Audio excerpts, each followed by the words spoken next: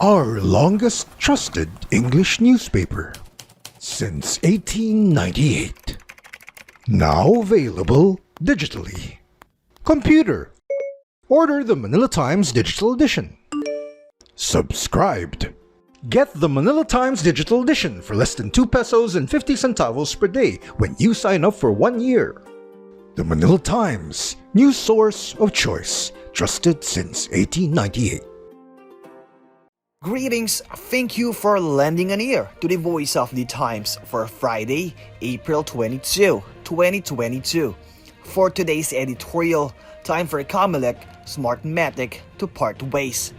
The Commission on Elections, or Comelec, has announced it will not pay Smartmatic for the Automated Elections System, or AES, the software contractor is providing for the May 9 polls until it satisfactorily explains the breach in its data infrastructure. The Comelec still owes Smartmatic 90 million pesos for the AES software.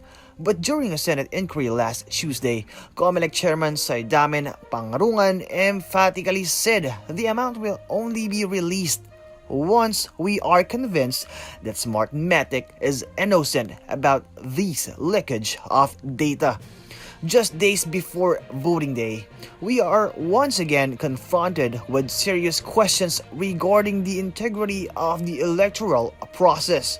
It's the same questions that surface every time elections roll around. This time, the ruckus swirls around a Smartmatic employee assigned to test AES equipment in the Comelec warehouse last November. The employee, who has been fired, admitted to the National Bureau of Investigation he had brought home a laptop from the warehouse and shared his credentials to an unknown third person whom he met through Facebook Messenger. As January 9, Smartmatic detected unusually high traffic in its system and traced it to the employee's credentials. 5 days later, the hackers group XSOX emailed Smartmatic saying it had infiltrated its network. The AES provider promised to install stronger firewalls to prevent further breaches. The vulnerability of the AES did not seem to raise enough red flags with the Comelec, which was content with tamping down the issue by reassuring that the incident will not compromise the May 9 polls. It was only after the Senate decided to dissect the incident that the Comelec decided to take a more forceful action and stop further payments to Smartmatic. The poll body and its systems provider may have had their ups and downs, but their relationship seems to survive them all. Smartmatic has been the Comelec's partner in automating the country's polls since 2010, supplying the vote counting machines and necessary software. Even when the Comelec purchased the company's machines for the 2019 midterm election, Smartmatic was still minimally involved, providing technical assistance. Smartmatic's track record, however, has been far from pristine. Despite its boast that using our technology, election commissions from around the world have processed over 5 billion votes without a single discrepancy. Since 2004, Smartmatic's election technology has been used in Africa, Latin America, Europe, Asia, and the United States. As in the Philippines, controversies have tainted its operations, particularly in Venezuela and the US. Despite its superior record, the Comelec continued to stand by Smartmatic. 2019, the Department of Justice ordered charges filed against the Comelec for allegedly changing the code in the servers in the middle of results transmissions during the 2016 elections. The department debunked the Comelec's argument that the code change was cosmetic and did not affect the election results. It also dismissed Smartmatic's defense that it had the authority to make the change without clearing it with the Comelec, since it only involved fixing systems glitch. The OJ also called out Smartmatic and the Comelec for failing to report the change immediately after it was carried out.